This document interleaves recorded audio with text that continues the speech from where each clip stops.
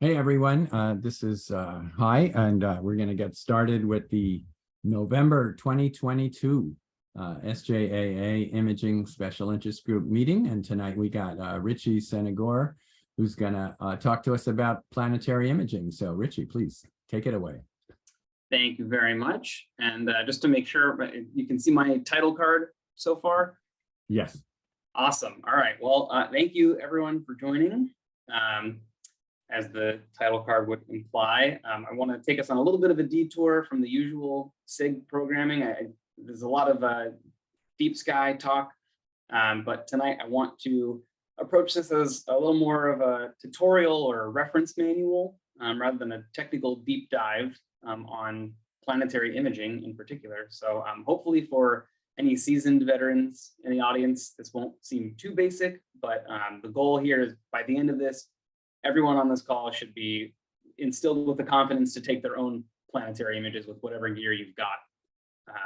Also, I'm not sure how many of you had a chance to try processing the data that I sent out last week ahead of the talk, but towards the end of this presentation, we'll go through it together and see how it turned out. Like Hai said, feel free to ask questions. He's monitoring the chat too if you don't want to interrupt the audio. But otherwise, let's jump in. So first, I want to give a little bit of an introduction about myself and a quick summary of my imaging setup. Then we're going to talk a little bit about you, the imager, before jumping deeper into my hardware setup and how it's built around the things that I think you need to worry about for planetary imaging, particularly in hardware, the real world troubles you're going to have, and what you need to consider for your software packages. And we'll also talk about the various tips and tricks, settings and features of each software package that I think is important to give you an advantage, from the start, as soon as you're capturing your image, and then to actually process them. Then I couldn't pass up the opportunity to show off some of my pictures under the guise of pretending like this is some benchmarking for you. And then finally, we'll do the run through that I mentioned of analyzing the data that I sent out ahead of time. So a little bit about myself. My name's Richie. Nice to meet you all. Obviously, I'm an astronomy enthusiast. I've been an active member of the SJAA for coming up on a couple years now. I emphasize active because I was actually a member a number of years ago, if I remember correctly, and I contributed exactly nothing because I wasn't doing anything in the way of astronomy. But with that said, I've been fortunate enough, I've had a telescope my whole life, and I had a telescope at that time, but it's only recently that I've really been trying to get some real performance out of it. And hopefully now I can pass that on to you. But other than that, I'm actually an electrical engineer by trade. In a past life, I was doing research on nanocarbons, so carbon nanotubes, graphene, applications for integrated circuitry. And if anyone ever wants to talk nanocarbons, absolutely feel free to reach out. I'm always happy to jump back into that skin. But now I'm actually in the private sector designing electronics and working on robotics. I know from past meetings that we actually have some woodworkers in the audience, so I couldn't resist putting in a plug here. I currently work as an electrical engineer at Shaper Tools. Any woodworkers in here have probably heard of us.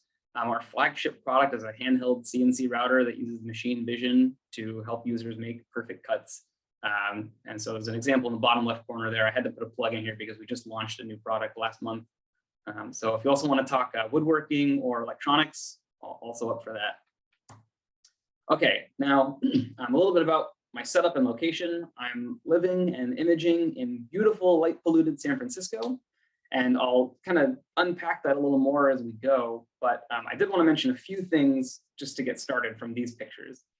First off, if you haven't noticed, I'm actually imaging from the roof of my apartment building in San Francisco.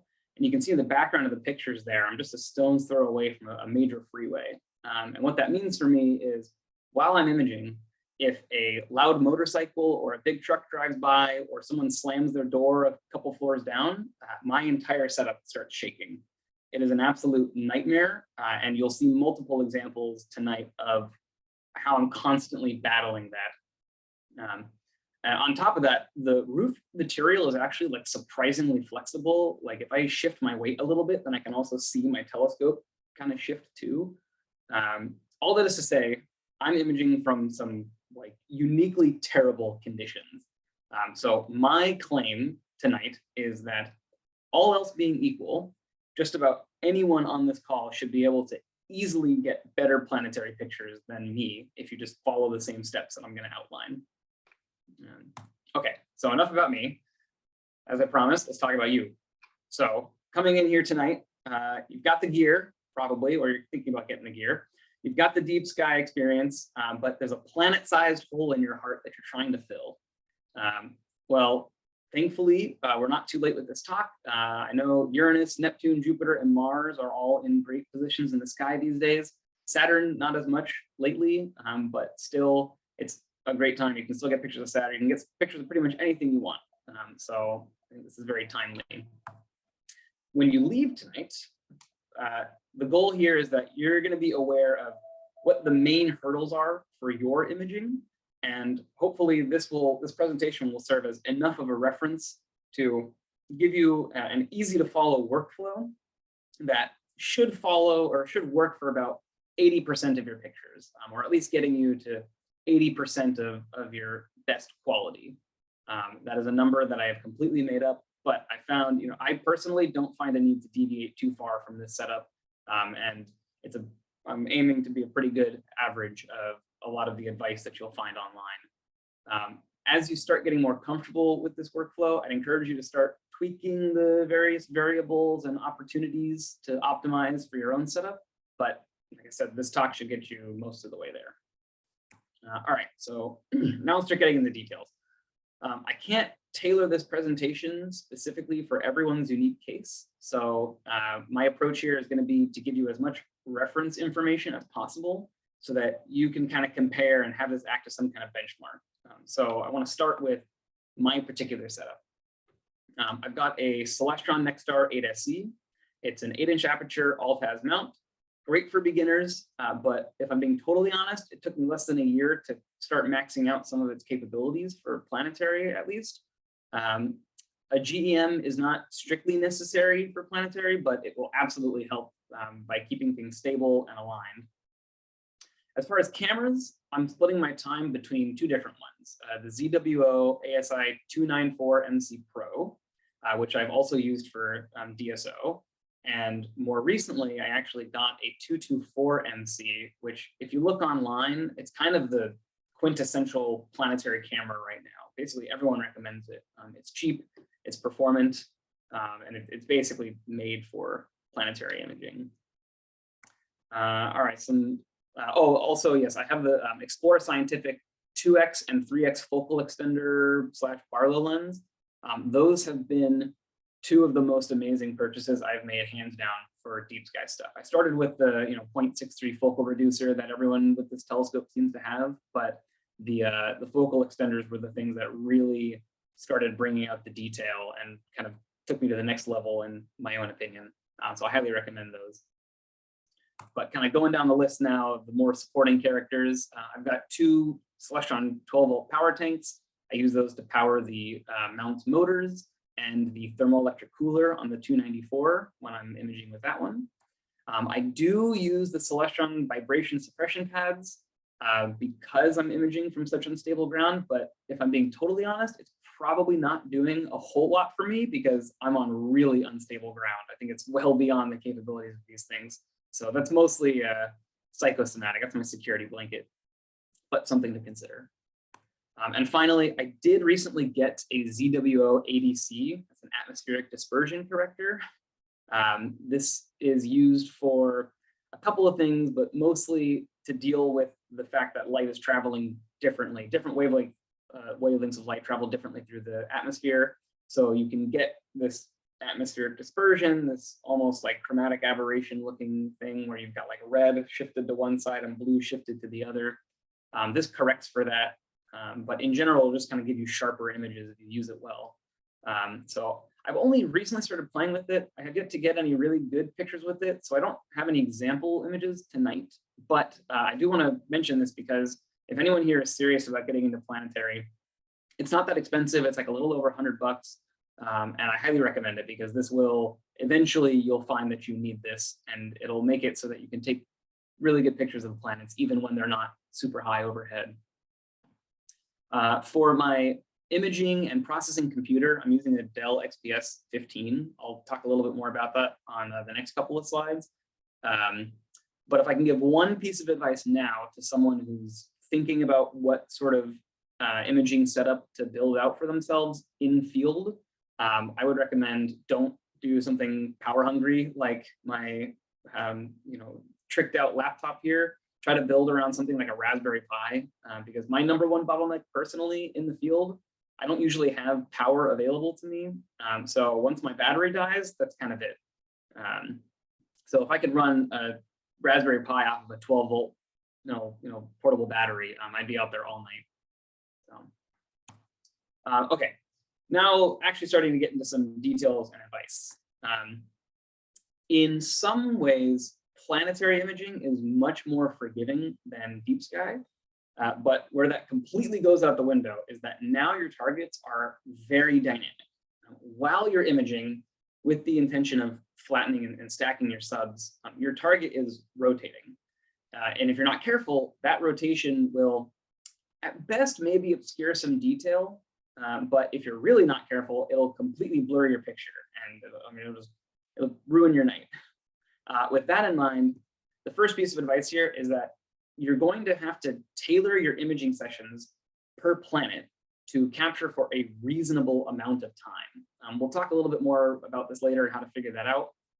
But I really like these graphics that help illustrate and give you a sense of the relative rates of rotation and give you a more intuitive sense for why a very slow rotating planet like Venus you can image for like 10 minutes, whereas a very fast rotating planet like Jupiter, you're more limited to about 3 minutes.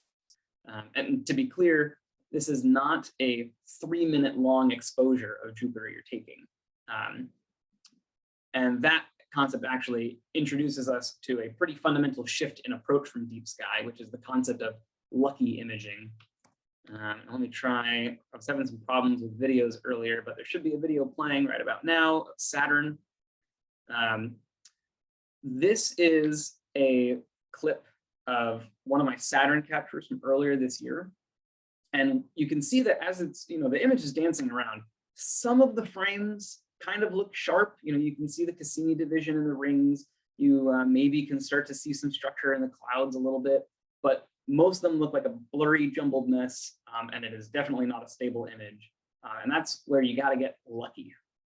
You're going to take a lot of pictures, and then some proportion of these captured frames will be sharp-ish and usable for a stack. Now, to stack the deck in your favor, no pun intended, you're going to do two main things. First, you're going to want to get to as stable an environment as possible. And then you're going to want to take as many pictures as you possibly can within a preset amount of time based on the planet. And the idea here is you will get lucky with some number of those frames turning out sharp, and then those sharp subs are the ones that you're going to use for your final stack. Now, a reasonable question at this point is, well, how do we take images that fast? Well, actually, what you're going to do is record a video. So you're hopefully using a very performant, very fast camera. It's going to record a video, and it's going to be taking lots and lots of frames per second. And the frames of those videos are going to be broken down into your subs. Okay, great. So approachable concept, easy to understand, but how do we actually do that? We need to move fast. So where does that speed come from? It's important to realize when you're imaging DSO, generally you're actively working to increase the amount of time that you can spend on a single subframe. So you may not necessarily have to consider where the bottlenecks in your system are, but there are a couple easy bottlenecks you can eliminate on the capture side of the equation and the storage side. So on the capture side, USB 2.0 versus 3.0 literally has a 10-fold difference in max transfer rates. Luckily, most devices made in the last few years support USB 3.0. But if you haven't already, I highly recommend investing in USB 3.0 compliant hardware, like a computer that supports 3.0, a camera that supports 3.0, a USB 3.0 cable. And the quick check for if it's 3.0 compliant is you can look for the blue plastic inside the cable or the port. And assuming that this thing passed regulation and was designed to spec, then that'll work. You'll get the benefit of being able to save data really fast. Now, it's one thing to just jam data through the pipeline quickly, but then you need something ready receiving it on the other side that can handle that speed as well. So on the storage side, there's actually a lot more options to choose from. Without going into the details, I can recommend going with an NVMe solid state drive. And you can see, I mean, this is way far ahead USB 3.0 and, orders of magnitude higher than 2.0. Point is that you'll be able to save the pictures as quickly as they're coming down the pipe. You can make sure that your storage space and your storage device is not the limiting factor here. Once upon a time, I started out imaging. I was on my roof, about 10 feet that way, trying to save images over Wi-Fi to my network storage, which was 50 feet that way. And it was shamefully slow. I was maybe getting a few frames per second because everything was just getting stopped up. My on-chip, my buffer, my cache wasn't able to handle it. Terrible. Eventually, I did upgrade to this USB-C SSD, which certainly helped, but nothing comes close to when I just finally installed the NVMe drive into my laptop. And now this is a problem of the past. Now for some more. Richie, can I ask a question? Yeah, absolutely. Around 3 years ago, I saw a presentation from Christopher Go about Planetary. And I remember him telling me, or I remember him saying in the talk that he imaged to memory, like the length of his video was the amount of RAM he had. So that's no longer necessary. Now the SSDs are fast enough where you don't need to do that, I take it. Well, there's a lot of different ways we can dive into that question, because I can tell you for sure I'm maxing out the cache that's built into my camera. So I'm maxing out memory in that sense. But you can see on my system here, I've got 32 gigs of RAM. I am certainly not using up all of that for imaging. Definitely, there's also a trick to that. I'm going to mention on the next slide, actually, another approach for how we're going to make sure to keep file streams small so that we're not maxing out our space. But when I started out, I wasn't doing any cropping or anything like that. I was taking the full resolution of my sensor every single frame. And so I had, I'd take 10 minutes of Jupyter data and it would take like 300 gigabytes or something insane. I'm using up my storage space and my memory at that point. Can I ask you a question before you go off that nice slide? Can you explain to me what the difference between an M.2 SATA and an M.2 NVMe SSD is? Having just spent a lot of money on a system build, I'd like to know what it was I bought and if I made a big mistake or not. Okay, good question. I'm going to give a half answer and I'm going to recommend for the other half, let's chat offline because I don't want to okay in this conversation. I'll tell you what I bought and you can tell me how bad I was. Okay. You did not make a huge mistake, and you will still probably be fine. It's basically a difference in protocols. So you might not be maxing out the current available spec and speed that you could be getting, but it's an easy fix and you'll still probably be fine with what you bought. Okay. And also just for reference, it's god awful fast, whatever it is. Exactly. It's not going to be the bottleneck in your system. For reference and also for a little bit of a benchmark, you can see some details about my system here. I mentioned it's an XPS 15. I basically tricked it out as much as I could. I put an 8-core, 2.5 gigahertz processor in there, 32 gigs of RAM. But the thing that really matters here is the 2 terabyte NVMe in there. So that's my recommendation. And I'm happy we can talk offline or after class. I can help give people some recommendations for how to build out their specific systems too. But like I said, if you were to follow this slide as gospel, you're still probably going to have another bottleneck in your system that you need to deal with, which is going to be on the camera side of things. So I'm going to be talking throughout this presentation. I'm going to be referencing two cameras, the ASI 294 MC Pro and the 224 MC. But I do want to emphasize that any camera will work for Planetary. You can sincerely, I actually started with just strapping my phone to my eyepiece. Actually, I started by holding up my phone to my eyepiece and doing my best to keep it in view. I don't recommend that. But if before you drop some money, if you want to try it with your phone, like, go for it. Any camera will work. It's just that some are faster and more appropriate than others. You can see here, I've got some specs pulled from the ASI website. And it may seem obvious to some people here, but based on my experience and a lot of posts on cloudy nights, I think it warrants being explicitly stated. You have a sensor that has some resolution. You can change what region of your sensor is being read out and saved while capturing. And that is called the region of interest. So if your whole sensor is this big, but you only care about this small of a portion, you can set that small of a region of interest. That term is going to come up a lot tonight. And all else being equal, the smaller the region of interest, the faster you're going to read out your data. So when you're imaging, one of your goals is going to be to set that region as small as reasonably possible. And since you're aiming for lucky imaging, the more frames that you can take in a given time span, the more likely it is that you're going to have more usable frames. So for as large of an image as you're aiming for and the amount of detail you want, the more frames per second that you can squeeze out, the better you're going to do. So here's some set resolutions from the ASI spec sheets and their corresponding frame rates for both these cameras. And notice how at the bottom here, at the same tiny resolution, the 224 is capable of reading out data 3 times as fast as the 294.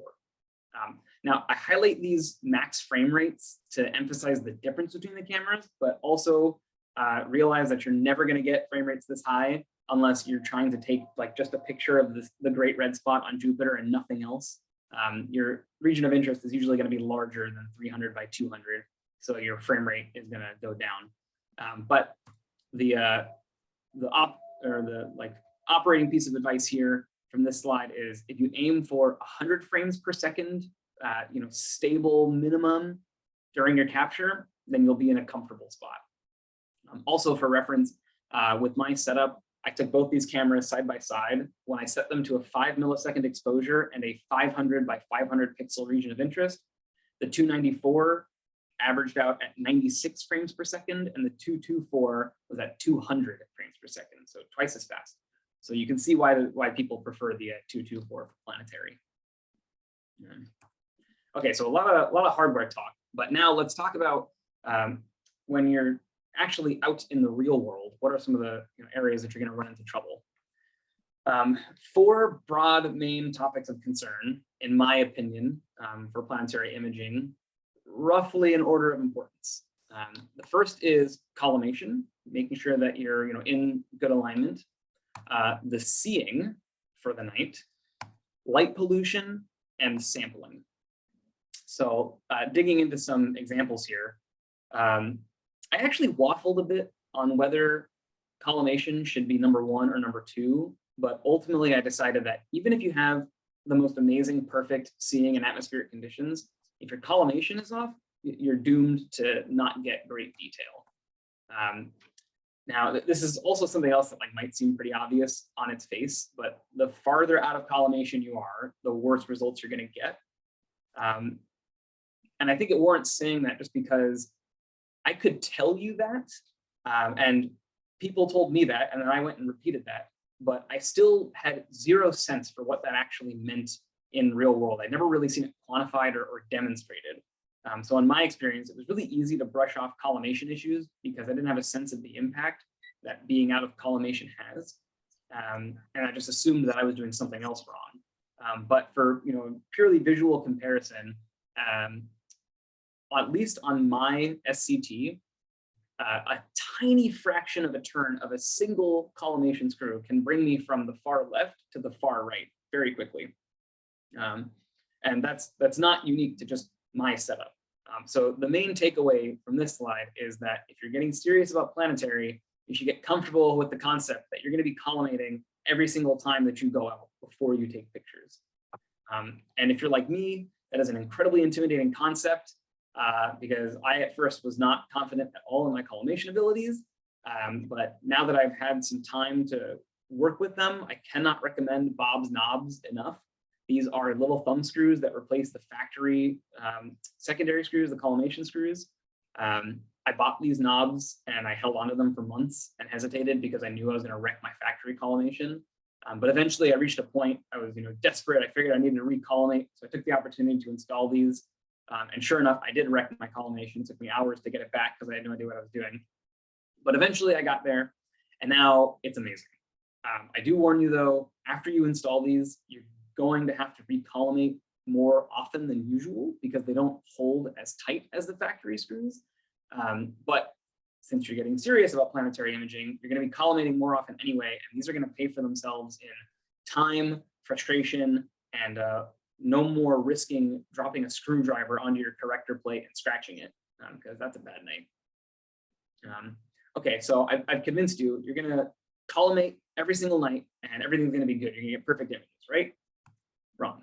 Okay, well, turns out seeing is incredibly important here too. I'm not going to dwell too much on this because I think everyone here is familiar with the concept of seeing, but just know that you are exceptionally sensitive to seeing when you're trying to capture the very fine details of the planets.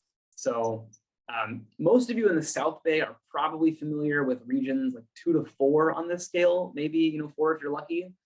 For me, honestly, most nights are a 1 to 2 in San Francisco, which seeing continues to be the most frustrating aspect of planetary imaging for me. It took me a while to realize why I had such high variability in my images. I mean, some days I could reach focus like that, like super fast. I get a stable image and maybe get about a 3 of detail after sharpening. But some days after stacking, my images look like a 1 at best, probably a 0 if it, we could go down that low. And I'd look at tutorials online to figure out what I was doing wrong. And I swear I was nearly in tears over how some people seem to be getting raw frames from their phone cameras that looked better than any stack I had ever produced. But eventually I figured out, it turns out when you're imaging on top of an apartment complex, you're basically sitting inside a giant pocket of hot air. And then when you're imaging Jupiter low in the sky across the way, sitting above another even larger apartment complex, you're shooting through some seriously choppy air. So I'm basically just kneecapping myself here. And I didn't fully realize it until I found Damien Peach's examples here showing, the same image of Jupiter across different levels of seeing. And I realized that, okay, that, poor seeing level 1 image is exactly what my pictures were looking like. So maybe obvious advice, but do what you can to avoid turbulent atmospheres. So that means waiting for favorable weather conditions, waiting for your targets to be as high in the sky as possible and not positioned over sources of heat. So, sorry for those of you in suburban backyards, but I hope I can, for those people, when you see some of the pictures that I'm getting from my roof in San Francisco, hopefully, you're not going to despair. Okay, now we're starting to get into the factors that, in my opinion, are not as important, especially for novice planet hunters. I found a great example on cloudy nights from a user that progressively imaged through the morning as the amount of ambient light increased. And I'm just going to run through these. In my opinion, it's fine. You can see the sharpened stack on top, and then when he post-processes them, the same image on bottom. And across the 3 bottom images, yeah, you can kind of see that details are maybe getting a little fuzzier, but honestly, all 3 of those pictures I would be proud to publish personally. So again, especially if you're starting out, if you're a novice, what I'm saying is don't really worry about light pollution. Obviously, you want to aim for less. The less light you have coming from not your target, the better you're going to be. But if I can get semi-decent pictures in the heart of San Francisco, then you're probably going to be okay. Okay, now I also wasn't sure if I should, how much detail I should go into sampling at all, or if I even should touch on it at all. But I decided this is worth a brief discussion, especially if people are going to be investing in some gear based on this talk. This is not a unique concept of planetary imaging. And I think that with very little forethought, you can pretty comfortably position yourself to not have to worry about this, at least until you get more advanced. But the basic idea here is the same one that you've grappled with literally every single digital picture you've ever taken. You're taking a digital sample of an analog real world target. And if you don't fit within certain guidelines for good sampling, then you risk losing detail or contrast. Again, it's not really something that I've been super worried about personally, but here's an example. If you can bear with me, I'm not sure how well everyone's screens are going to render these gray blocks, but basically, if you have some picture you're trying to sample in the middle here, it's got some shape. If you undersample it, then you risk getting a kind of blocky appearance of whatever shape you're trying to capture. And if you oversample it, then you're spreading out detail unnecessarily over bordering pixels in your sensor, which will tend to give the target a bit of a softer look. But in my opinion, at least when you're oversampled, the information is there. You're not really losing any information. Maybe put a little more tangibly with stars. If you undersample stars on the left, you see they're kind of coming out square and blockish. But if you oversample them, they're getting softer, but at least they're still kind of round. Point I'm trying to make here is don't really worry too much about sampling. Either way you go, under or oversampling, there are ways that you can tackle it in software to kind of mitigate the effects. But I would say, maybe lean away from undersampling, in my personal opinion. And I promise this is the deepest we're going to go on the topic, but this is where you're actually going to apply the guidelines of sampling to figure out what gear to invest in. So the primary factors that are going to influence your sampling are: one, your focal ratio of your setup, so aperture size to focal length, keeping in mind that if you have a focal extender or a reducer in your image train, that's going to change your effective focal ratio, so that'll change the equation here. Number two is your sensor's pixel size. Another thing I should mention for good hygiene is if you're binning your sensor pixels, that's also going to change your effective pixel size.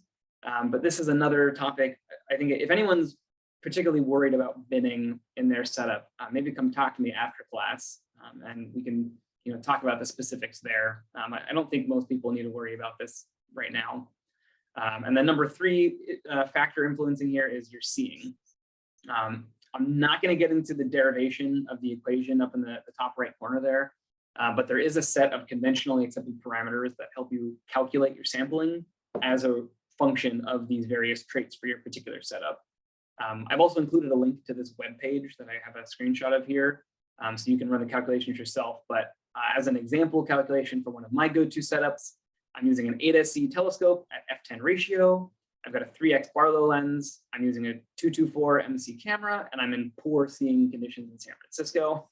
If you look on the bottom, you can see I'm way over in the purple. That means I'm oversampled.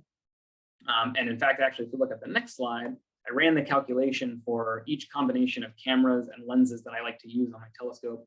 And you'll see that I'm oversampled in every single configuration I use. Again, not going into too much detail, like the potentially controversial recommendation I'm going to give here is if you aim for oversampling, I think you're going to come out fine for most of what you want to do, at least at first. It's not the end of the world if your setup leaves you undersampled, but if you have the opportunity to tune your sampling now, I say aim for ideal or critical or oversampling to kind of simplify your processing. Okay, so that was a lot of kind of some more technical details, but now let's get into the real meat of the discussion where we're really here. Let's start talking about software. This is where people are going to start really differing. There are three main areas of software that you're going to lean on for Planetary. There are image capture, stacking, and post-processing. Starting on the capture side of things, the #1 most recommended software for Planetary capture is Fire Capture. That's the one that I'm going to focus on, and that's the one that I use the most. I do also see people using SharpCap, and I've also seen them use that for DSO. So, if you're more comfortable with that, maybe you can stick with that one. But I'm giving it honorable mention. For stacking, there's also a number of options to tackle this part of the workflow, but I'm not even going to give them a chance. Just use AutoStacker 3. You're going to get the most support. There's great reference material, and it is a phenomenal tool. It is not every day that I personally consider donating money to free software, but AutoStacker is absolutely one of those tools. It's magical and amazing that it's free. For post-processing, this is where you start having the most flexibility. I'm not going to go into detail on all of these, but I want to just kind of make you aware. I will focus on Registax as the most popular tool for sharpening post-stacking. I'm also going to mention WinJupos. That's a tool that you're going to use if you are imaging in mono, or if you're taking multiple sets of images over the evening and you want to derotate them and get some extra detail. And then personally, after these, I move into Photoshop for cleaning things up. I know some people like to use Cyril as part of their workflow, but the next most popular program for post-processing is probably AstraImage. It has a pretty powerful deconvolution sharpening engine. I'm also going to mention pip with a huge asterisk here, because it comes up in basically every Planetary discussion I've seen online. But honestly, just don't go there. Stay away from pip. I wish people warned me about pip earlier on. You're going to be better off not using it in most cases. But I put it here so you're aware. You're not going to be surprised when you see it. Don't do it. And then, of course, a lot of people here are going to be familiar with Pix Insight. I have successfully used this for Planetary post-processing, but I'm personally not that great at it. And what I'm going to show here is you can get along just fine without it. And then finally, super honorable mention, I want to mention Microsoft Ice. It's a dead program for now. There's no more development on it, and it's kind of hard to track down install packages for it, but you can find them. And this is for people who walk away from this talk wanting to try out solar and lunar imaging, because the concepts that we're going to talk about here actually transfer well to solar and lunar. You need to use some slightly different settings, but solar and lunar lend themselves really well to taking these really high magnification mosaics. And Ice, in my experience, has been far better than Photoshop or anything else at stitching the mosaics together. But with that said, all these choices, stick with the top 3, and that's 90% of all of the work that you're ever going to need to do for Planetary. Okay, now, high-level workflow. Just a quick overview. Your general process is going to be to capture your data. I recommend in Fire Capture. Then you're going to sort the images by quality. You can do that in a couple different ways, but I'm going to say just use AutoStacker for it. Then you're going to align your good frames. Again, you have some options, but AutoStacker will take care of this for you. And then you're going to stack those aligned and sorted frames. Once again, AutoStacker will take care of it for you, and it'll do a way better job than any other program I've ever seen. Then you're going to take that raw stack, and you're going to sharpen it. Registax and AstraImage are the 2 that I would recommend the most. I'm going to show you how to do this in Registax tonight.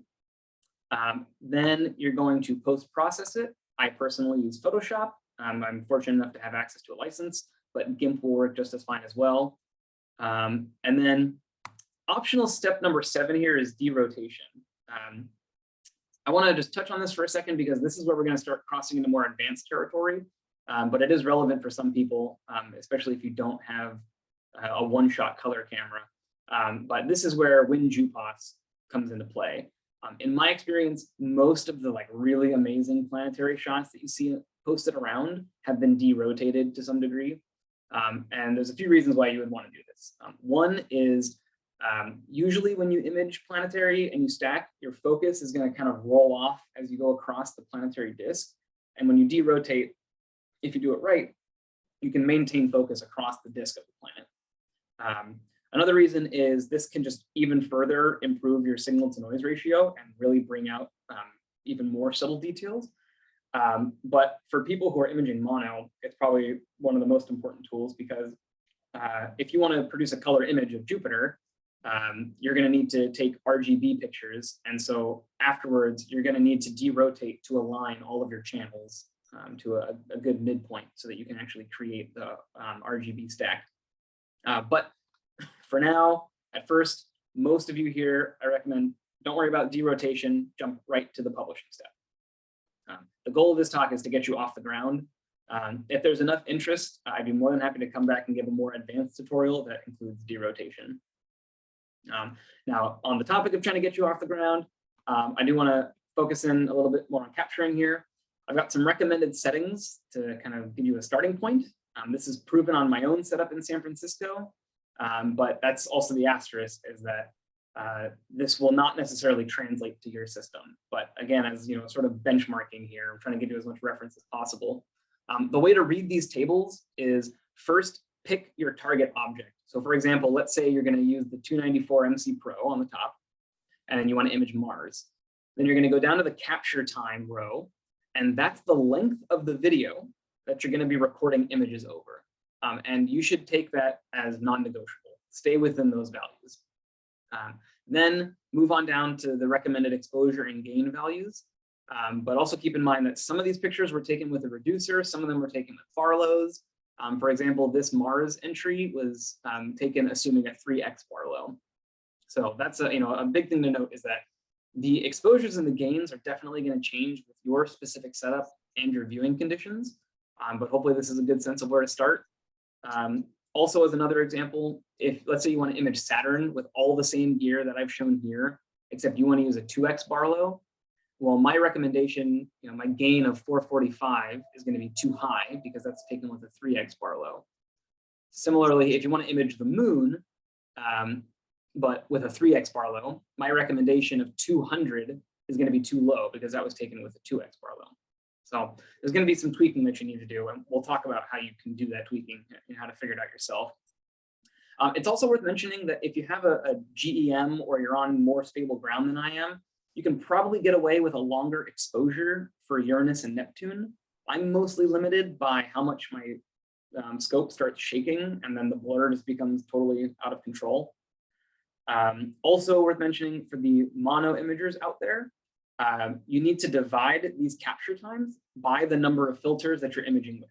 So if you want to do an RGB of Jupiter, my capture time here says 3 minutes. So 3 minutes divided by 3 filters, that means each filter gets 1 minute max. And then you're going to have to go and derotate those 3 stacks in WinJuPath.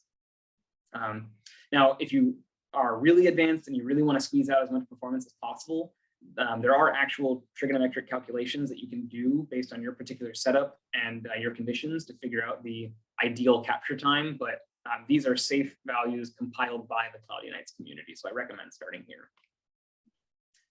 Okay, now actually getting into the software. I want to just give you real quick some settings and some features that I want to make you aware of, and a couple of things that you should just go in and enable the first time you start up the program and then just forget about it forever.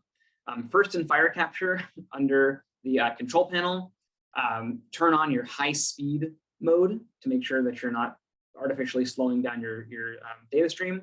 And if your camera supports cooling, you can set a target temperature here. Excuse me. I've also mentioned a bunch about trying to get the smallest region of interest as possible. That is under this menu.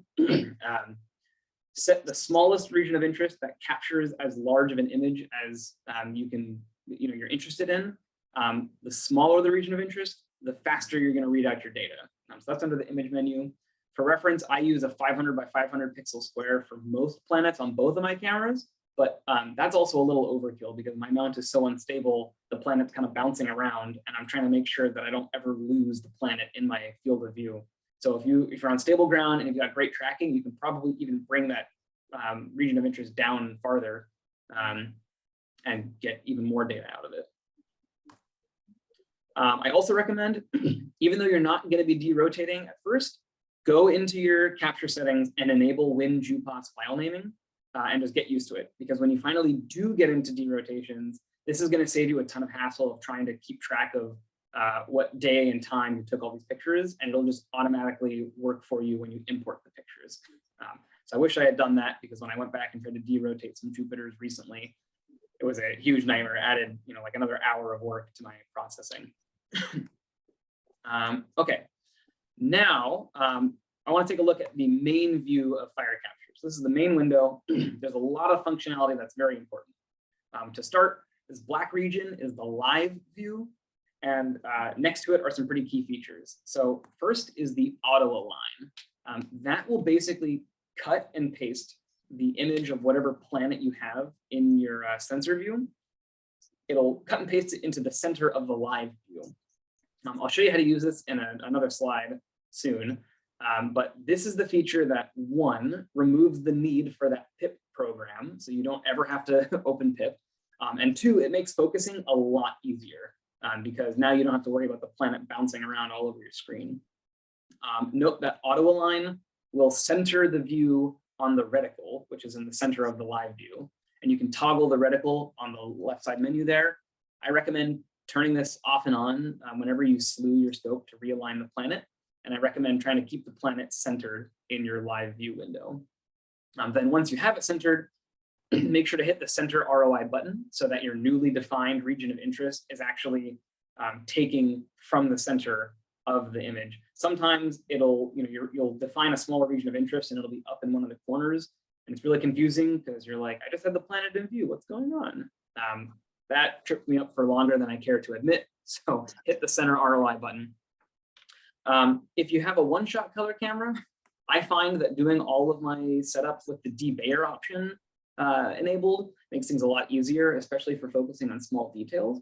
But a huge word of caution is you want to make sure to turn off debayering for your actual capture.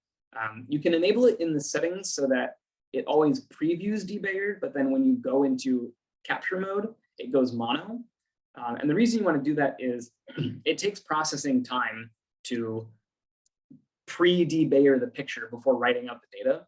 And that's just wasted time that could be spent on capturing more data. So you can get a little bit of a speed boost if you you capture in mono, and then you just let AutoStacker debayer for you. I do also recommend capturing in AVI format. Historically, a lot of people have recommended SAR format because it carries the Bayer matrix information along with the file. But personally, I've never had an issue with this, and I haven't seen anyone have a problem with it recently. And in my experience, AVI has been much more manageable. It's also worth mentioning, while you're capturing an AVI, you can just stay in the default 8-bit capture mode. If someone's trolling around your settings, you might see that there are higher bit depth modes.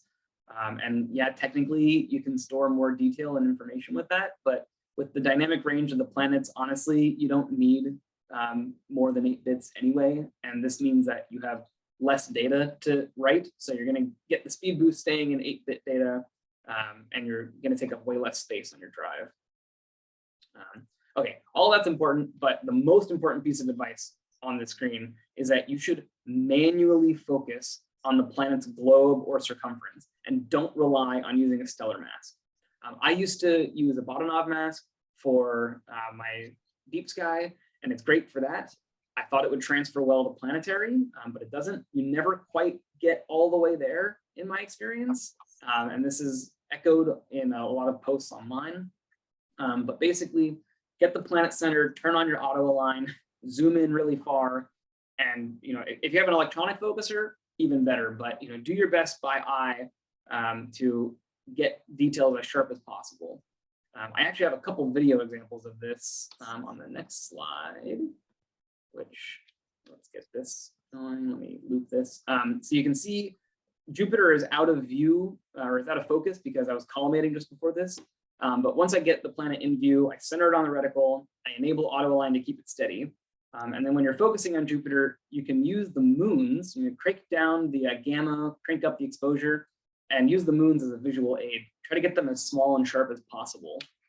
You're also getting a glimpse here into how unstable my mount is, because you can see me constantly having to fight against it. This is sped up a bunch, and you can't hear me swearing in the background because I'm so frustrated with my conditions. But once you get the moons as sharp as possible, you can zoom back in, kill the gamma, lower the exposure, and voila, you're in focus. You can then take your good picture.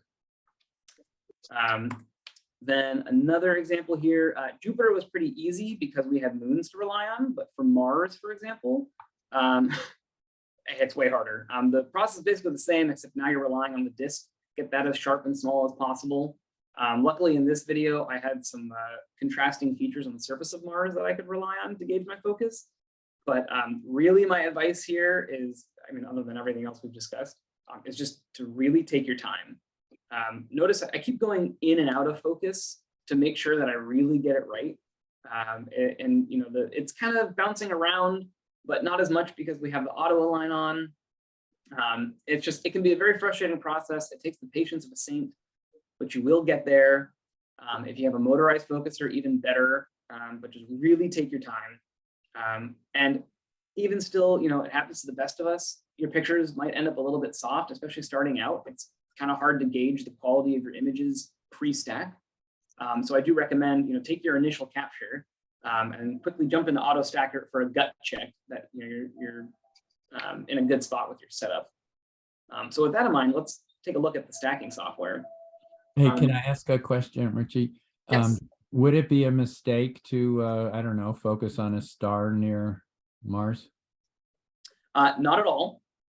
And in fact, usually what I'll do, especially for like Mars, Uranus, Neptune, I'll go find a star as close as I can and focus as well as I can on that.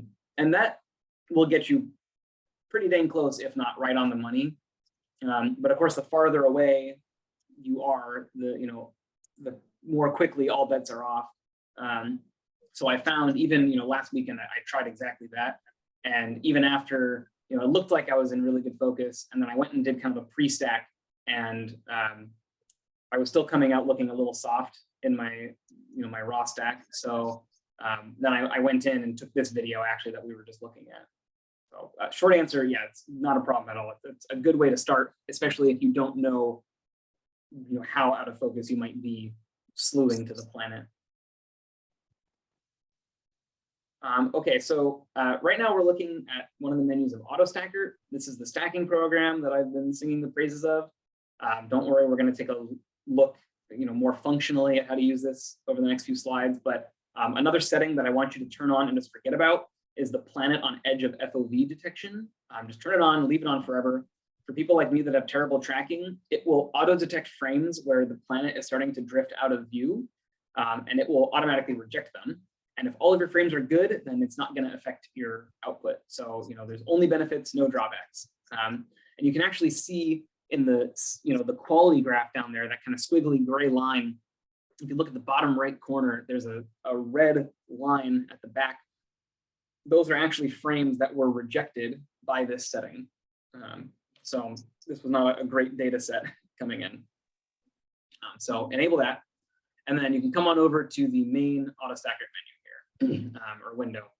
I recommend, especially for people just starting, just copy my setup that I have here, my configuration.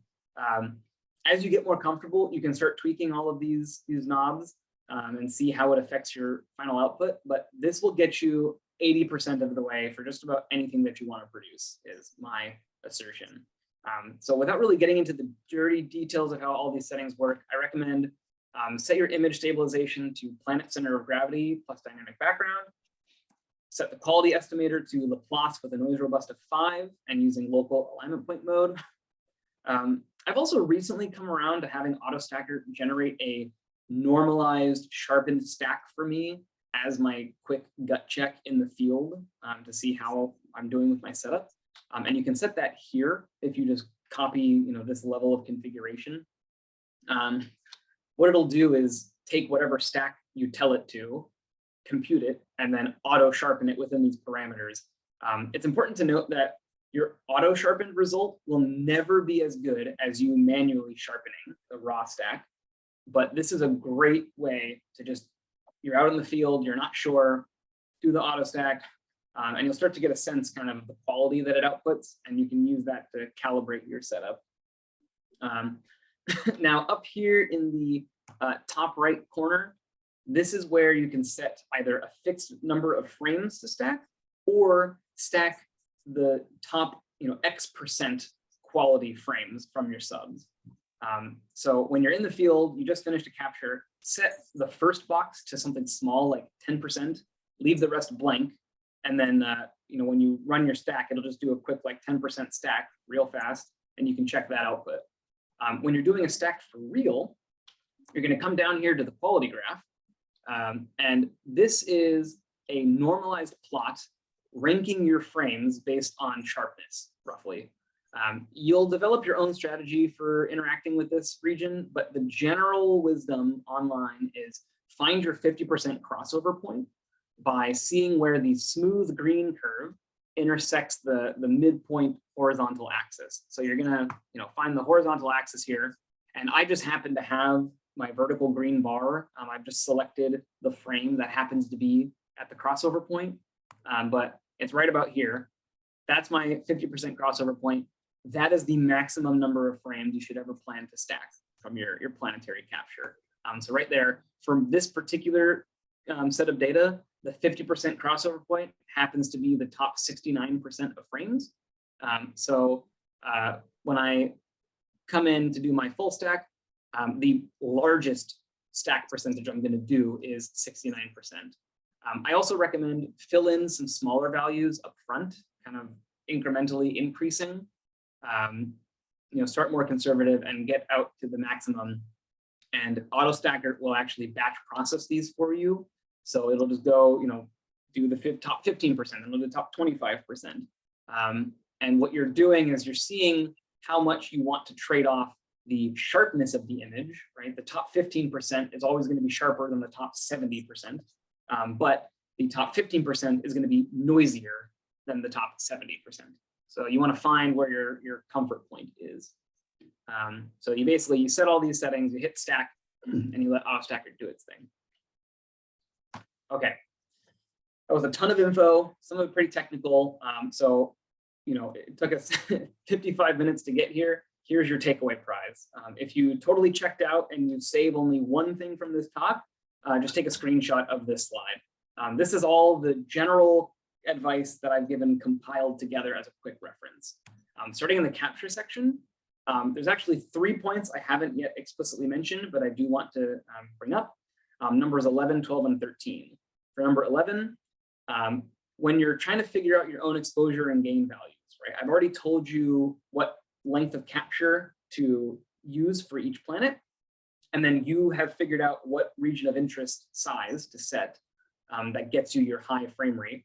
But what you want to do is you've already you picked your exposure for the planet, then go adjust the gain until your histogram is in the 60 to 80% range. If you go too low, you're going to lose detail, but if you go too high, you're not leaving yourself any room to sharpen, and your pictures are going to be forever doomed to be blurrier than they need to be, or you're going to totally blow them out and oversaturate them. For number 12, one way that planetary imaging is less overhead than DSO is that your exposures are generally not long enough to incorporate issues that require calibration frames. Maybe if your optical train is dirty, then you could consider taking flat frames, but I have experimented with this more than I should have, and I personally haven't really seen any benefits to using calibration frames in my planetary stuff. The exposures are just too short. For number 13, I did want to give a quick comment on Barlows.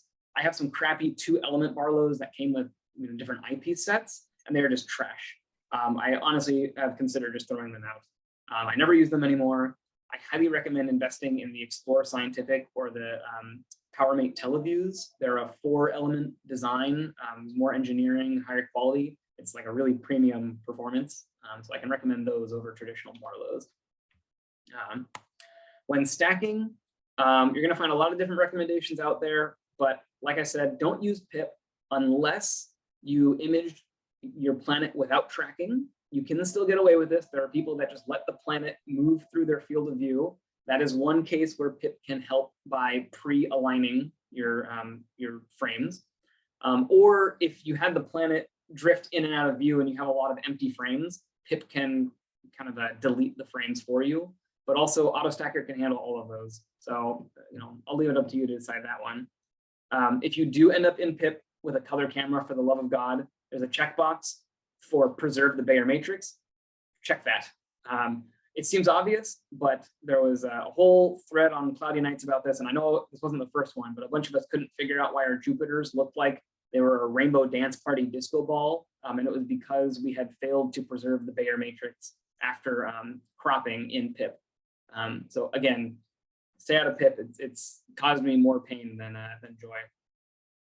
Also, when you're stacking, don't bother drizzling. Don't worry if you don't know what it is. It's another option in AutoStacker. Some people argue that it makes for a nicer viewing experience or a better quality image by increasing the image scale. But in my experience, unless you're undersampled, it just leads to artifacting that lowers the quality of your images.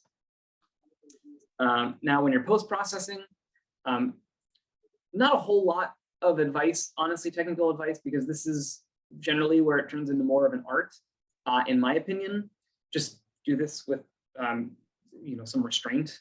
Don't oversaturate. Don't increase your vibrance super high. A lot of planets or a lot of cameras will give planets kind of this like anemic look. So I do recommend boost the saturation and the vibrance a little bit, but try to keep it natural, in my opinion. You can also do an RGB balance in Registax and just save those numbers to get a more natural look for your planet moving forward. But I think the number one sin that, in my opinion, a lot of novice planetary imagers make is they really over sharpen their pictures because they want to get as much detail as possible. And the over sharpened pictures just, in my opinion, they look terrible. Now, the last thing I'll say, where I finally do break down and I say PIP is better than anything else, is if you're trying to make an animation of a planet rotating. Once you've done everything else, literally the last step you can entrust to PIP to just align your frames. And that's another topic, we can, if there's interest, we can do another talk of the actual workflow for making those animations. Okay, so now your reward for sitting through an hour of advice, learned the hard way from me, is you get to look at my pictures that I wanted to show off. I won't claim to have the best planetary pictures, even just within this group. And I know that there's a number of veterans in the audience that are going to immediately notice things that I can improve on. And I absolutely welcome the feedback. This is a practice. We're all still learning, and I would like to be as good as possible. So I welcome the advice. If nothing else, I hope the takeaway from these pictures is that planetary is actually not that hard, especially when you're imaging in really non-ideal conditions, and that you should give it a go. Then once we go through these pictures real fast, I have a couple video demos to walk through processing the Jupiter data that I sent out a couple weeks ago. So we'll start here, starting off strong. I realize these are some of the first Saturn pictures I ever took with an actual astrophotography camera. And I clearly had a lot to learn, but you can see the picture on the left was stacked. The final stack was about 112 frames, but compared to the picture on the right, that was stacked with about 4,000. So suddenly you can see the benefit to taking a lot of subs, even without changing anything else about your actual hardware setup. Now starting to improve.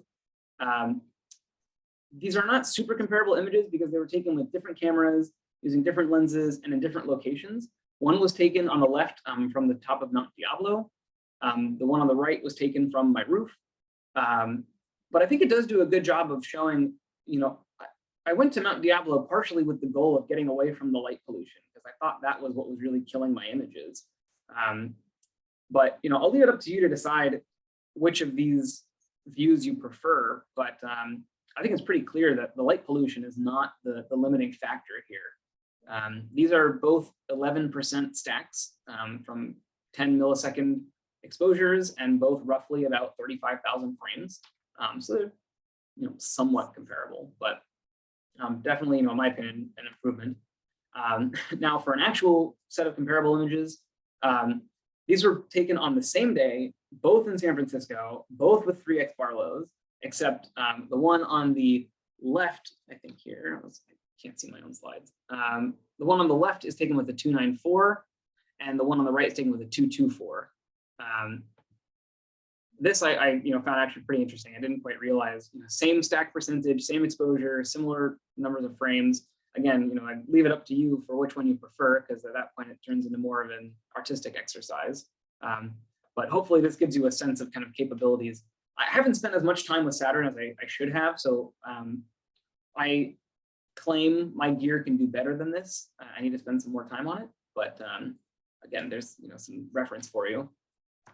Jumping into Jupiter, we're back in the early days of my practice. Again, there's clearly a lot to work on, but I do want to point out, like, note how blurred the banding is in the clouds, and there's just a general lack of detail. I'm going to jump way ahead. I'm going to skip a lot of pain and heartache. And these are some of the most recent pictures I've taken of Jupiter. These are actually both the same picture generated from a derotation of 14 sets of 8,000 stacked images over a couple of hours in San Francisco. And I know I just said don't do this, but I intentionally over sharpened these pictures. Normally when I see pictures this over processed, it makes me sick to my stomach. But I did want to showcase the greater amount of detail that you're able to obtain, especially compared from here to here. But I have a less sharpened version of the same images on this slide. So my original goal for this night was to take enough sets of pictures, or a good set of pictures, so I could generate that animation on the right. And one of the benefits of trying to create these animations is that it's exactly the first step to creating a derotation. So the picture on the left is actually the derotated version of these 14 frames that I animated together. And I mean, it's not even a fair comparison, but starting from here to here, it's still just mind-blowing to me, the level of detail that you can pull out of this. And again, these are still not the best that this gear could produce. I am not the most expert at this, and someone in South Bay or in a less turbulent region, more remote area, you could easily do better than this. Now, moving into some more kind of work in progress shots. I spent the most time on Jupiter. Here I tried my hand at Uranus. There's not a whole lot of detail. Don't go expecting something like Jupiter for Uranus. It's very far away. It's a very homogeneous planet. If you image an IR, there's a little more detail you can pull out, but this is straight RGB. And you can see the difference that about a year of experience in a 3x Barlow makes. The first time around on the left, I got my debayering wrong. So Uranus came out with deep green color. That is wrong. But on the right side there, you can see a more recent image. And again, there's a lot more room for improvement. If someone wanted to use these similar settings, but just take a lot more data, or even if you could get away with a longer exposure. Again, I'm pretty limited by my roof shaking. And basically identical for Neptune. I'm amazed that we're even able to get this much detail personally. I also didn't realize how similar in color Uranus and Neptune truly were. I feel like I would see pictures of this like pale cyan and then this deep blue. The picture on the right here, the saturation was boosted a little bit, which kind of brought the blue out more. But you can see the picture on the left is actually basically the same color as Uranus. And I guess it makes sense. They're basically made of the same substances. Now, I've only recently, very recently, started taking pictures of Mars. And I actually, like 10 minutes before this call, finished processing some more data on Mars from last weekend. But I thought this was a neat example. On the right side, I thought I would go outside and just take some pictures of Mars without recollimating and everything would be fine. But the picture came out really soft and I decided, fine, I'm gonna recollimate. So I recollimated. Sure enough, I noticed, yeah, I was actually slightly out of collimation. And then I swapped to the 224 and I took the image on the left. This is basically a first try at imaging Mars. There's definitely a lot more detail that can be pulled out of this. And compared to like Venus or something, Mars actually rotates fast enough that you do need to worry about derotation if you're going to take longer sets of data. So that's another way you can extract more information out of this. I do also want to point out for people that are, if you're going to start with imaging and you start with Mars, don't despair. On the left picture, on the far left edge of Mars, you can see this really bright section. That's something called the Mars rind. You're almost certainly going to run into this issue when you're processing your Mars pictures. If you want to Google Mars rind, you can find a lot of articles about how to deal with it. but it's an artifact that shows up when you're imaging rocky bodies like Mars, Mercury, the moon, because the sharp edge of the planet against the black background represents a very noisy boundary when you're processing. So you have to take care to process around it, which I have not done here. So, moral of the story is don't despair if you see that effect. And then I also mentioned I took these pictures, I think last weekend, a few days ago, and I just finished processing them. I haven't even really had time to really consume. But one thing I did note is that these pictures came out a lot less noisy than the previous slide, which I'm proud about. I think it's, we're trending in the right direction. So more examples of what you can accomplish with this setup. Honorable mention, I did once upon a time try to image both Pluto and Venus. Venus was very early on. I had zero clue what I was doing. The data was incredibly overexposed and it's totally unsalvageable. So that's the only monstrous image I have of Venus. And Pluto, I didn't know what to expect. So I actually put on a reducer and imaged it more like DSO. So I think this was like 100-second integration time. And then it took me about a year before I finally just sat down in Stellarium and figured out where in this picture Pluto actually was. And so you can see the teeny tiny dot there. It was not the one that I thought it was going to be. I would have picked another 50 stars from this picture first, but that seems to be the one. I've yet to attempt Mercury. Unfortunately, Mercury and Venus are not in good spots right now. They're too close to the sun. But one day I'll hopefully complete my solar system. And hopefully someone in the audience just shouted, but wait, you need to get the sun and the moon too. Oh, don't worry, I got you covered. I mentioned these workflows, these processes for planetary imaging lend themselves pretty well. They extend over to solar and lunar pretty easily. It's a similar approach. You can stack subs from both of them. You just have to use slightly different settings in AutoStacker. The moon also really lends itself to making these like giant high magnification mosaics. So the picture on the right is actually 7 sections taken with a 2x Barlow, each with a stack of 1,000 frames. And then I stitched it together using that Microsoft Ice program that I mentioned earlier. That workflow is probably worth another talk in and of itself as well. There's a lot of ways that you can skin that cat. And then while I have everyone's eyes, I did also want to, I couldn't resist throwing in some deep sky images that I've taken here. These are taken with the 294 MC. Again, not the most amazing pictures by a long shot in this group, but I'm proud of them. You can also clearly see my Orion Nebula up there. That was the first deep sky I took.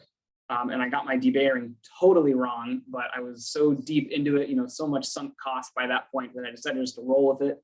And I kind of like it. But really, I bring these up because if anyone is thinking like, oh no, I only have DSO gear, I can't get into Planetary, don't despair. It might not be mathematically ideal on paper, but again, this is the exact same setup that I took all these planetary images with. So, okay, that's now I'm starting to kind of wrap up the content here. I do have some useful links here. I'll send out the slides in a PDF form after tonight. Here's a few links that I recommend checking out. For people that are planning to buy some gear, I recommend going to the sampling calculator and the FOV calculator to help you get a sense of how your gear is actually going to measure up in the real world. Excuse me. Then a lot of the content from here, at least that I built off of, was actually taken from the Cloudy Nights Planetary Imaging FAQ that was written by a very prevalent user on the Cloudy Nights forum, and it is really the planetary imaging Bible. It will get you most of the way there for everything you want to do, and hopefully cover all of your questions. My goal with this presentation was to save you all the reading. It's a pretty hefty FAQ. So I argue that just off of this presentation, you've probably gotten enough information, but if you have more specifics that I haven't covered, that FAQ is the first thing to look at. I also included a link to a presentation that the developer of AutoStacker gave a few years ago.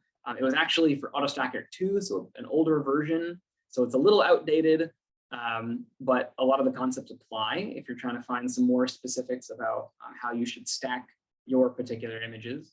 And then if you are someone who doesn't have a camera for planetary and is looking to invest, High Point Scientific has a really great tutorial on how to choose your planetary camera that kind of walks you through the math. And if you don't want to get into the math, it just gives you some recommendations based on their experience and user experience. So there's some links that I recommend people check out if you're interested. I also jotted down, I was telling Hai, before we got here, before everyone else got here, there were a lot of topics that I wanted to touch on and then ultimately decided not to. But if there's interest and people are, they want some more input on how to do any of these other things here, these are some other talks I can imagine kind of being born out of this talk into a more complete planetary imaging series. Okay, so that is the main content. The rest of the presentation that I have is going through the Jupiter data that I sent out together. I have a couple of videos showing me actually capturing the data out in the field, and then I'm actually going through the workflow, and then we can watch it together and kind of play pause and talk through it. But I think now is a pretty good opportunity. If anyone had questions based on the content we saw so far, I think now's probably a good time.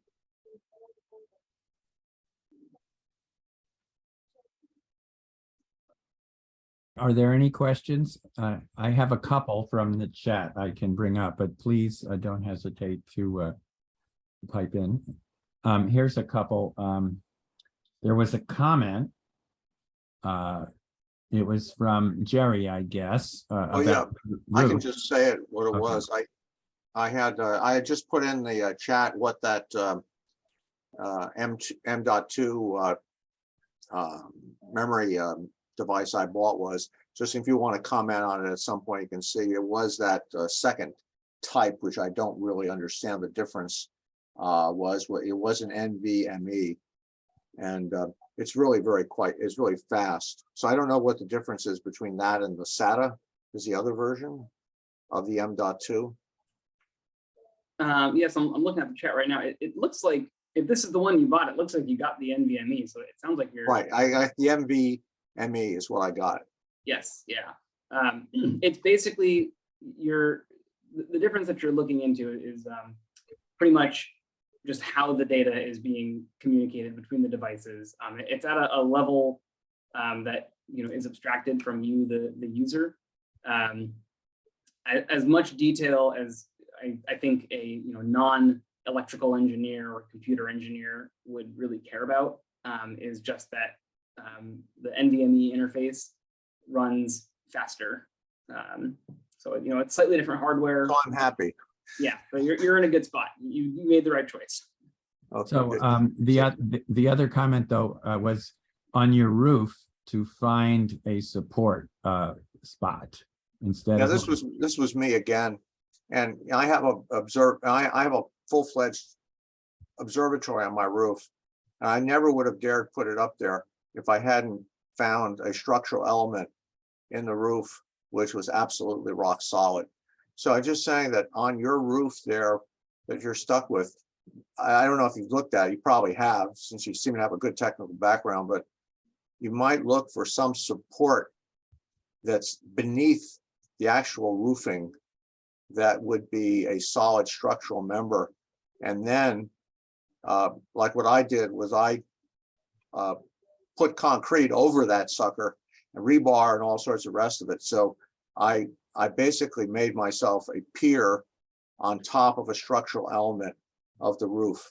Now you may have to do that at midnight sometime when no one is at your apartment house is looking, but remember, it's easier to ask for forgiveness than to ask for permission.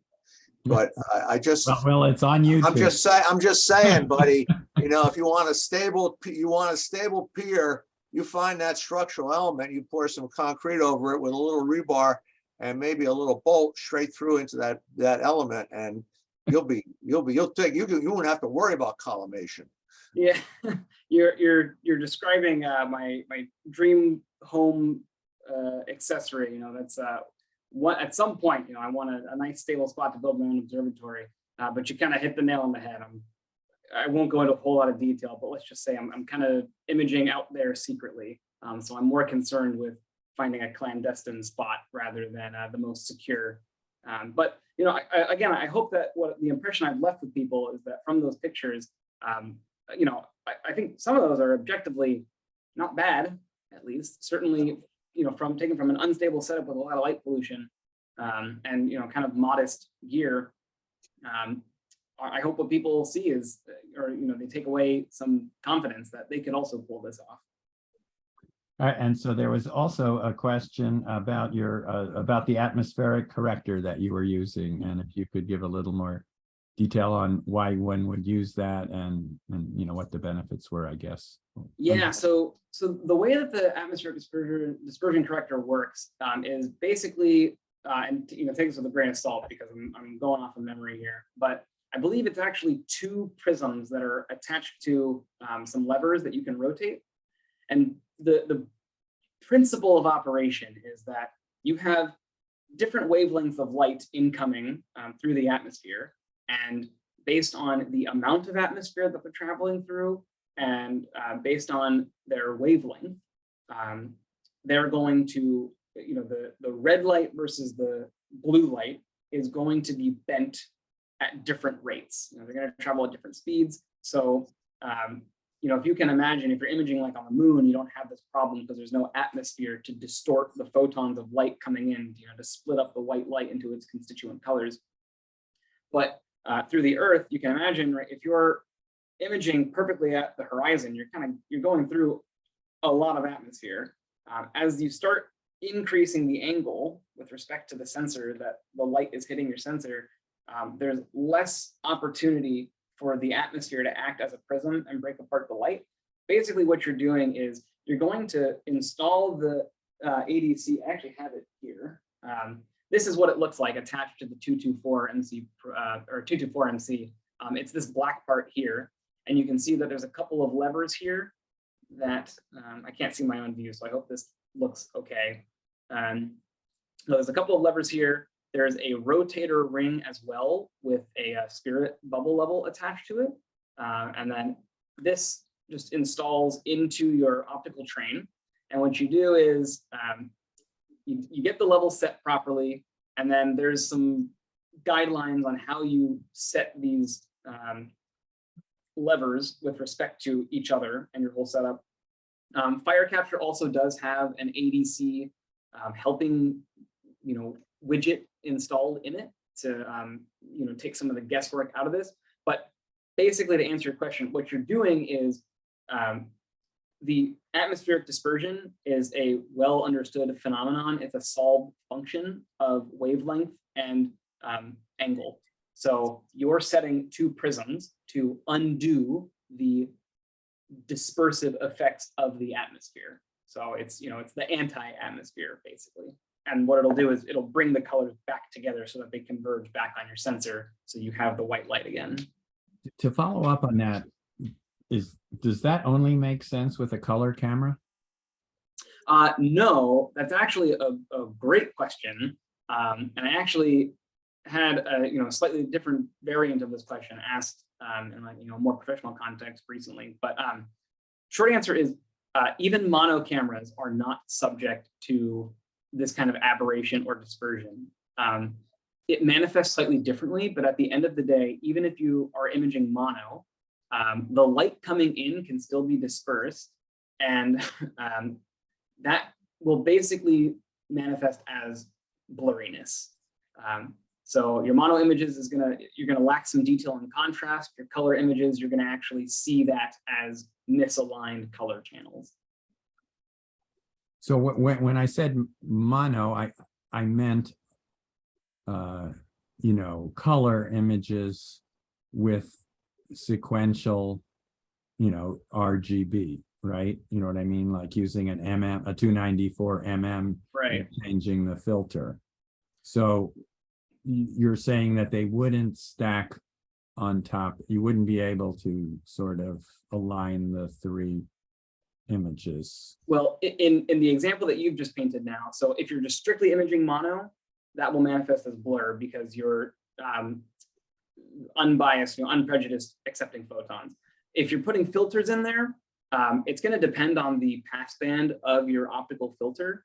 But the effect will be less pronounced. Okay. So that's all the chat questions. Are there any other questions before Richie goes on to his next section? You have an interesting schematic on your blackboard of two series FETs on top of a constant current source. What's that?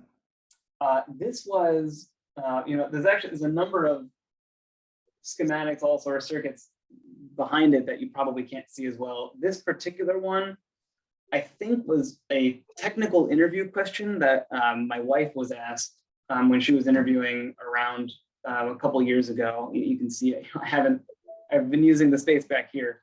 But I think the question for this one was to figure out, based on the configuration of FETs here, what operational mode is each FET in? Okay, thank you. Good question. I like that one. All right, why don't you move on to the next section? Yeah. All right. So I want to be sensitive to people's time here. So there's two videos I mentioned. The first one is just a couple of minutes, and then the other one is about 8 minutes. But let's just kind of play and pause. Let's go through. I'm also gonna come out of my presenter view, but let's see if I can pull this off.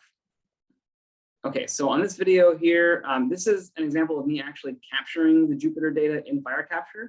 So you can see I start out by making sure I have my high temp, my target temp set. And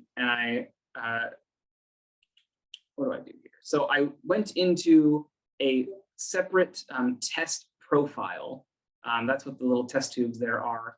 And here I'm enabling the auto guiding mode so that I can control my mount from the computer. This is pretty sped up, but basically my alignment was off. I'm hunting around to find Jupiter. And I'm in a test profile so that I can mess with the gamma, the gain, the exposure, just to get comfortable and get my bearings without actually changing the ideal capture parameters that I usually use for Jupiter. And there was a jump here because I edited out the section where I was focusing, and I made that its own video that we watched earlier. But you can see here, right, the histogram is sitting in the 60 to 80% region. You can see Jupiter is actually not looking terrible given my setup. And what's going to happen is now that I took my capture, I'm going to go look at the video and just make sure that what I captured, there wasn't anything weird that happened with it. It looks okay. And then you can see I'm kind of going back and I'm fighting with my mounts tracking by adjusting so the slewing some more. And then unfortunately there was an issue with the screen recording here, but I brought the video into auto stacker, and I'm just going to real fast click stack and generate that auto sharpened raw stack that I mentioned earlier, just to see how I'm doing out in the field. Also notice that I imaged in mono, so you can see right, Jupiter is in grayscale here, it's in black and white, so I get that little extra speed boost. Now on this other video, this is where we really get into the meat of the processing. So this is the data that I sent out a couple weeks ago, and hopefully, I would recommend for someone who's getting into Planetary, they don't really know what they're doing. This video is meant to be, come back later on. I'll embed a link in the PDF version of the slides that I set out so that you can go to my YouTube channel and see this. But this should give you, you can play and pause, you can keep following it along and watch the actual workflow and process here. So first step is go check your data that you grabbed. And looks like I lost Jupiter in the field of view. So I'm gonna have to deal with that. I intentionally sent out bad data like that because I wanted to see if anyone was gonna get tripped up by it, because that will ruin your image. So here we're in auto stacker, and what you're gonna see is up in the top right, I'm just gonna scroll through the frames and again, go find where the cutoff frames are and get a sense of how many there are. And you can see I've also adjusted the brightness under display options. You can see there's a very sharp line on the top edge where it just cuts to black. Increasing the brightness won't affect your stack, but it can help you identify bad frames when you're going through your analysis. So I've increased the brightness, and then you can see how it manifests for cutoff frames, right? The planet is being chopped in half there. So I bring the brightness down, make sure my debayering is okay, make sure I've set the detection for edge of FOV. I've set all my other settings based on how I recommended, and then I'm going to go ahead and hit analyze, and I sped that way up. Now I want to point out here the quality graph down here. Notice how it shows that basically every single frame is below 50% quality. It's because part of the way that AutoStacker computes the quality of the frame can be fooled by the planet being cut off like that. So you can see on the far right there, it did catch some of the frames that were cut off. And if we go over there, we can see, oh, sure enough, that's cut off. But I'm willing to bet if we turn up the brightness and we go search elsewhere, somewhere, oh, right at the front. So AutoStacker saw that sharp edge and rated that as a very high quality frame because it's got a very sharp edge to it. So AutoStacker sees, oh, this is the top frame. It ranks that very high. Everything else gets normalized and rescaled off of that. So it's tricking you into thinking that you have absolutely garbage data. So unfortunately, this didn't get caught. So I'm going to go manually find these. You can hit the space bar and that'll turn the frame red and will reject it from the next round of analysis. This is super sped up because I don't want to bore you with me. I think I literally took 45 minutes doing this over and over again, but it's basically the same process of I turn up the brightness, I find any frames that look like they're cut off, I hit the space bar to reject it, and then I go reanalyze. And now I'm just kind of playing back and seeing, well, it looks like, oh, I missed some more drifting. I do also want to point out, hit the wrong button. I do want to point out that you can end up in a situation where some of the frames you'll have this one has no black space above the planet. This one has a little more black space above the planet. What I'm looking for is not only where that black space comes and intersects the planet, but if it gets too close, that is going to show up in when you finally go and sharpen your stack. And that can ruin your image because that's a pretty high noise content edge. So I recommend when in doubt, throw it out. No reason to let these frames, if you've got 40,000 frames, you can, throw out a few hundred and you'll still be totally fine. Also keep in mind that I'm only going to stack as much as my 50% cutoff is, which is somewhere around 56% for this video. So I'm not going to bother removing frames past 56% because those are trash anyway. So now I've got my data looking good. Now what I'm going to do is come on over and hit place AP grid. Now a few things happen when you do that. Basically, AutoStacker goes and checks this AP size that you have set here. That's your alignment point size. And it'll also go check down here. I have these options enabled, replace and multi-scale. Replace just means when I hit place AP grid, it's going to wipe out any previous alignment points that were made. And multi-scale means you can see that there are some really large squares here and there are some tinier squares. There is a lot of art and debate behind exactly how you place your alignment points.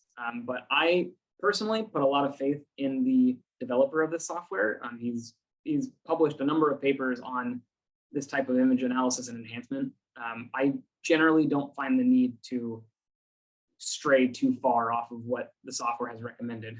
I also want to point out this setting here, an AP size of 96 and multi-scale gave me 33 alignment points on Jupiter. That's actually a pretty good number. You don't necessarily want thousands. It's going to take forever to process and doesn't, there's diminishing returns. But I am going to go add a few more manual points on the great red spot just to make sure that that section gets a little extra care.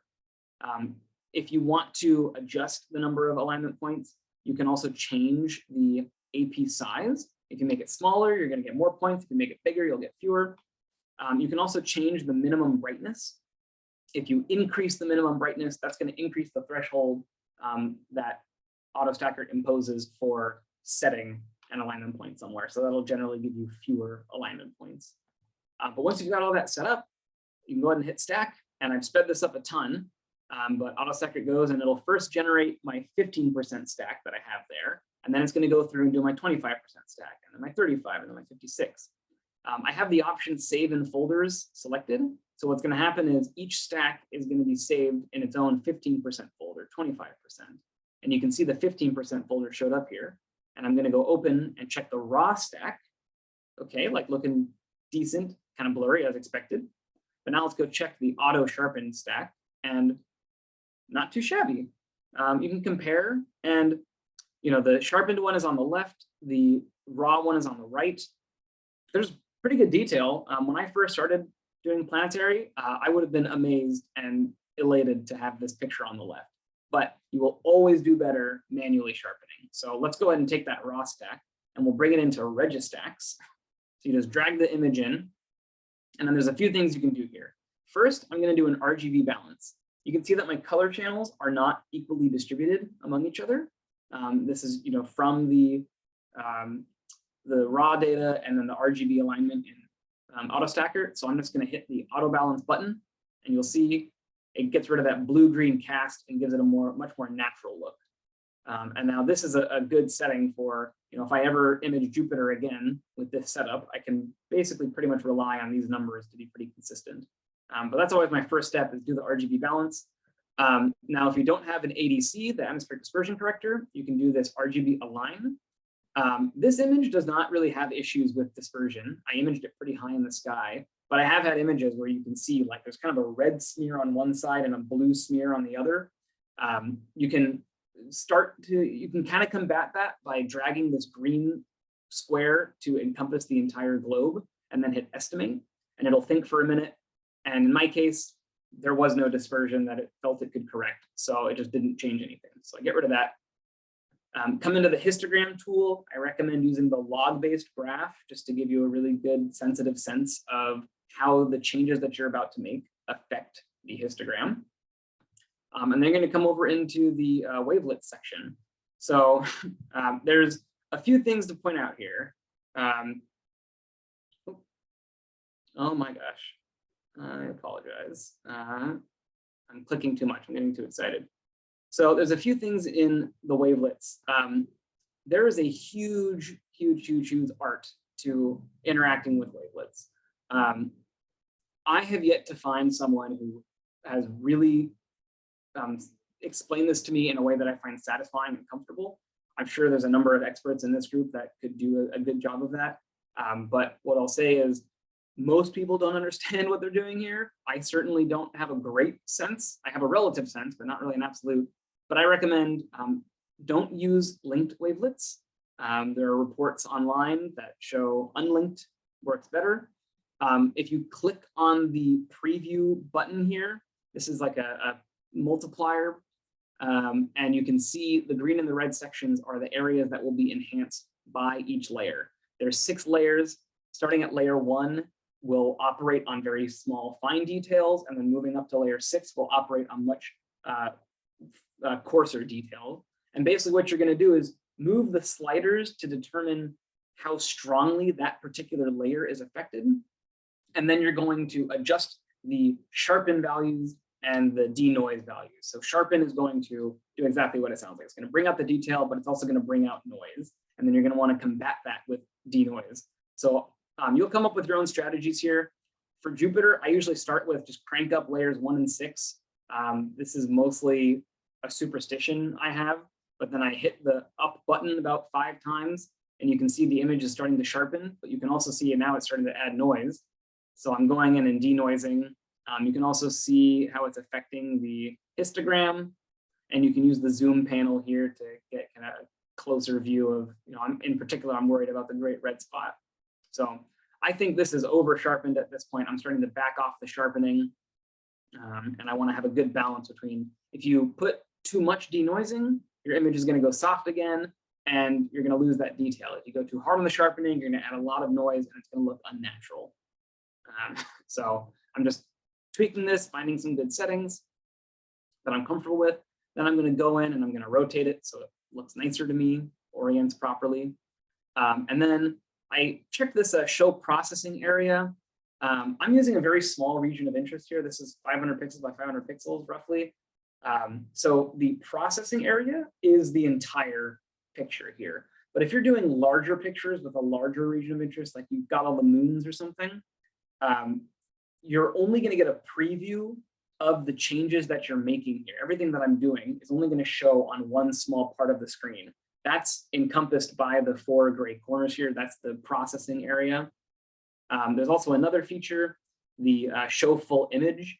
I generally stay away from that. It kind of zooms it in a little bit, but in my experience, it actually shows a lower quality preview than the picture actually will be.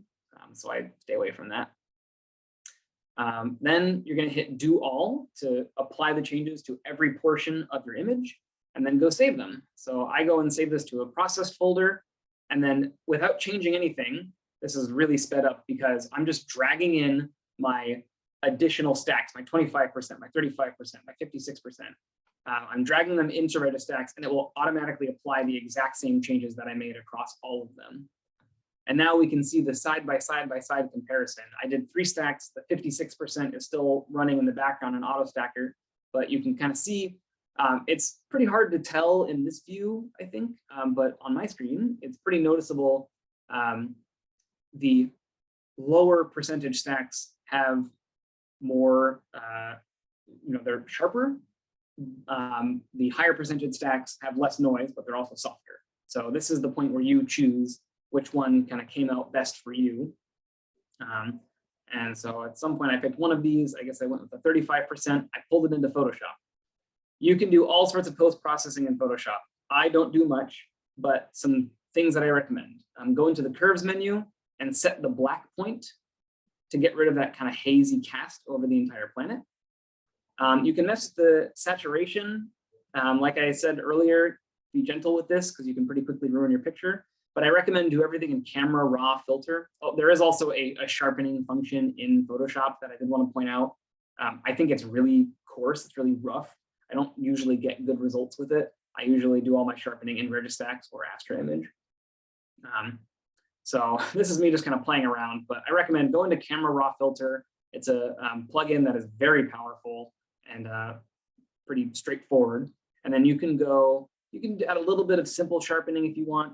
I usually add a very tiny amount of noise reduction at the very least, just a very small amount to kind of clean things up. And I'm just kind of picking the point that I think looks and feels nice. Then I'm going to go back in and I'm going to boost the saturation and the vibrance.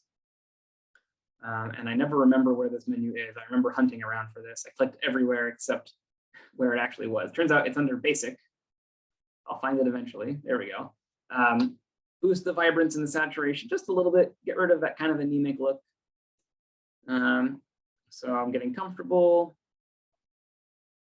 Great, okay, I picked my values. Now you can see also there's these sharpening artifacts in the corners of the picture. So I'm just gonna go crop those out. And then I'm gonna center the planet in my cropped view. And then don't forget to add your watermark. And put that somewhere not in the way. And then I go and export this as a PNG. Now, what I just noticed here is that my 56% stack finished. So I'm going in and loading that into Registacks. And then one thing I did not mention earlier, and I didn't show, is I still have a little bit of space on the far right side of my histogram. So, watch carefully, but what I'm going to do is stretch this. I'm dragging the bar on the far right side inward. And I'm going to make better use of the histogram space that I have. And what that's going to do is brighten up the planet a little bit. So there you go. It's a little bit brighter. For some data sets, it's more pronounced of an effect than others. But here's my 56%. I stretched it. You can see the difference in brightness. And I'm going to go do the exact same thing in Photoshop that we just went through. Sharpen a little, noise reduce, boost the vibrance. And then here's the final result. I think I compare it here to where we started. So side by side. So on the right is our raw stack, and on the left is our final stack. Honestly, the screen capture does not do great justice. I think it looks a lot blurrier than it does in reality, but this gives you a sense of kind of the relative boost in performance. Also note that this final result on the left, this is not a derotation, right? This is just a single set of this one frame, stack frame from this set of a single capture. So the images that I showed you earlier in the presentation, that was 14 of these left images that had been derotated and stacked on top of each other. And that's how I got so much more detail. But this is still, in my opinion, again, like, it's not bad. I think for, imaging in the San Francisco rooftop, this is great. If you're doing it in your suburban backyard, I think you can get way better data than this. So I'll move on to the next slide. Thank you for listening. I've included pictures of my emotional support animals here. We've got Bart, Lindsay, and Oscar. I'll leave it up to you to guess which one is which. Oh, I do want to point out, I have some bonus slides here for people that are interested. This is that PIP Bayer pattern protection option I mentioned. For anyone who wants to try lunar, this is a pretty early example of a lunar stack that I did. You can try modifying your auto stacker settings to match this. But this is, again, also worth kind of its own talk on itself. I mentioned the edge rind effect on Mars. There's also something called the onion skin effect. I won't really get into it right now. This is getting a little more advanced, but here's a reference. If you find that you're having problems with this in your processing, there's a link that talks about how you can approach this and kind of process around it. And then finally, for anyone having trouble with the RGB balance or their one-shot color camera balancing, the author of the Cloudy Nights Planetary Imaging FAQ actually wrote a post about this, and I just linked to here. It talks a little bit about how you can deal with the RGB balancing on the capturing side rather than on the processing side. Okay, now for real, that's it. That is all of my slides. That's all the information I have. The rest of this is time for questions, or if people want to call it quits there. But thank you for giving me the platform and the time. All right, well, thank you so much for that. I suppose it's almost 2 hours. How about if there's one question, we could take that. Otherwise, well, is there one? Anybody? Well, go ahead. No, I was making a dumb joke. Okay, well, I think that was a great talk. I really learned a lot. And how about if we all unmute and give Richie a big hand, because thank you so much. That was great. Thank you. Thank you. I can hear the applause coming through the muted microphone. Okay. I do want to say for people that are getting into this, that are interested in learning more, don't be shy. You have access to me through the group, and I'm sure my contact information is somewhere, but I'll send out the slides. Please reference those. And if you have questions, reach out to me. I'm happy to answer and talk about specifics of your setup. And let me know if you have other questions that you want to see in other talks. And I'm excited to see. I hope there's now a flood of planetary pictures that put mine to shame, because everyone is imaging from better conditions than I am. All right. All right. Well, thank you again so much, Richie. And we'll see everybody next time. Thank you. Bye-bye, everybody. Bye.